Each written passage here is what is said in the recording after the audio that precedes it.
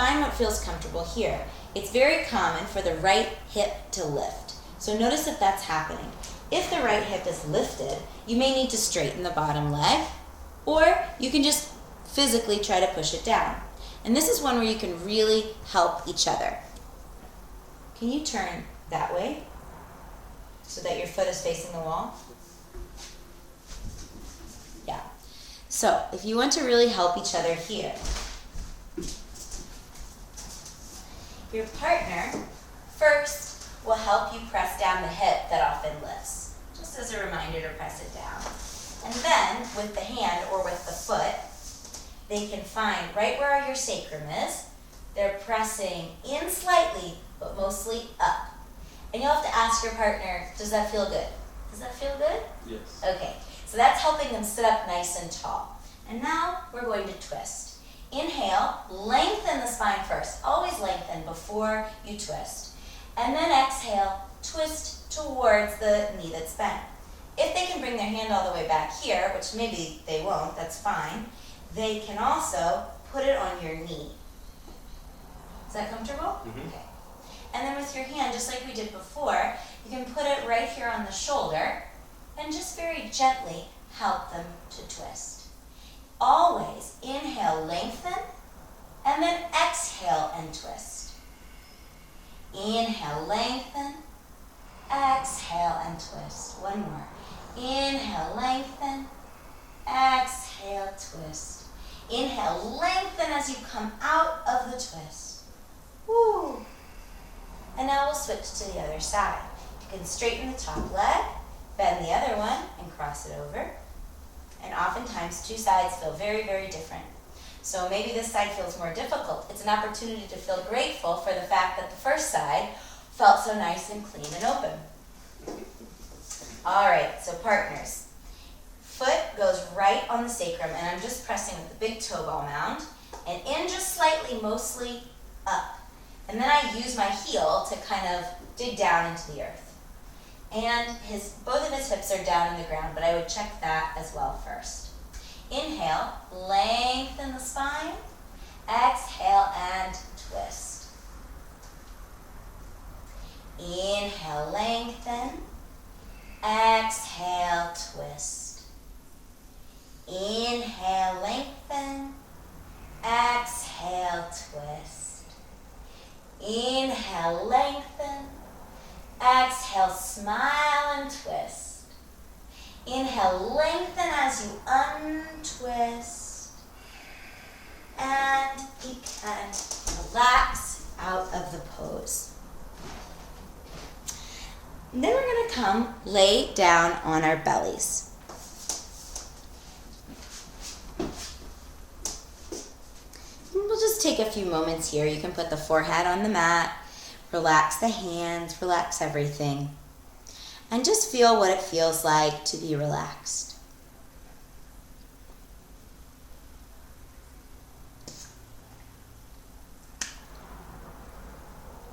When the mind starts thinking of what will happen next, what has happened in the past, just as though you were leading a child away from something dangerous, bring the mind back to the present moment and to the breath.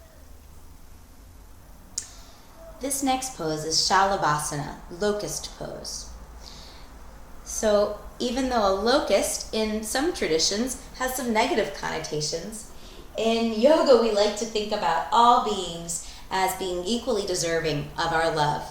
And so we show our admiration for them by imitating them, showing that we can learn something from all beings. So we bring our forehead to the mat. We turn the hands over so the palms touch the earth. Yeah. And with an inhale, we're just going to lift the upper body. The legs can stay as they are.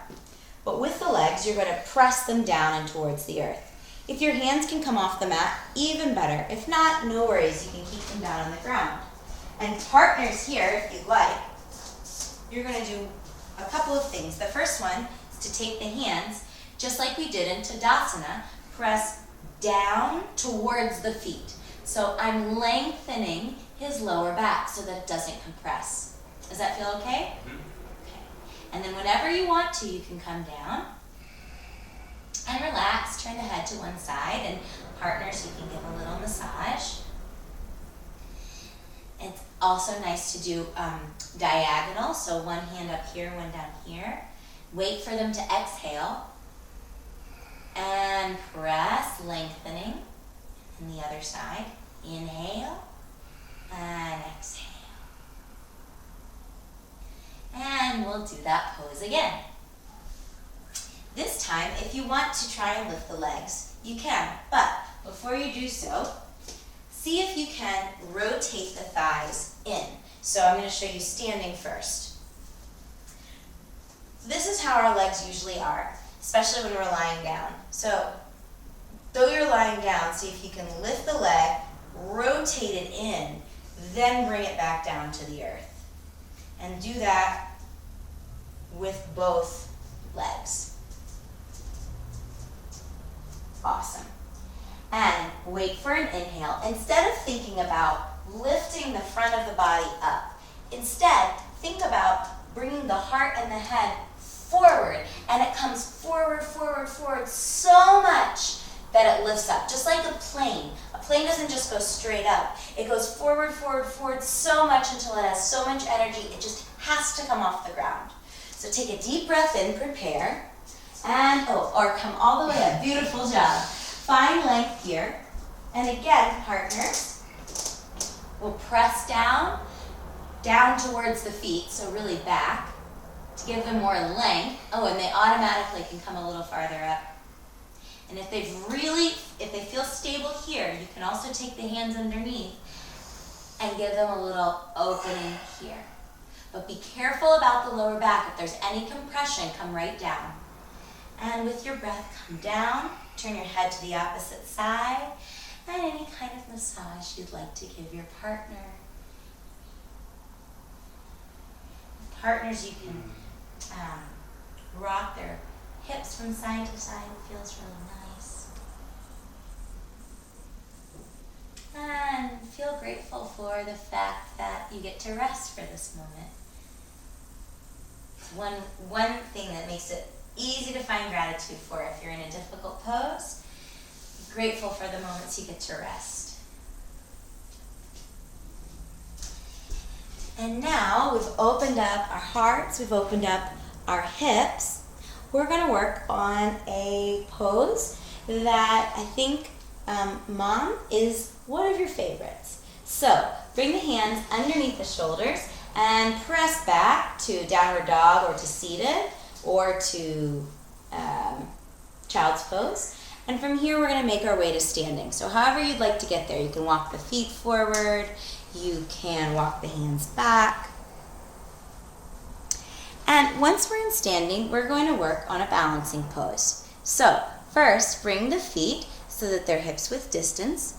Check that the second toe bisects the middle of the ankle. Hug the thighs towards each other, and if you have a block, you can take a moment and place it between the thighs and squeeze the block really strong. And we won't use it for this pose because it won't work out, but keep that feeling while we're doing this pose. And now you can remove the block and come back to that feeling of squeezing the inner thighs together. Now tuck the tailbone underneath, pull the belly in and up so your whole center feels really, really strong. No matter what else is going on there, your whole center feels really, really strong.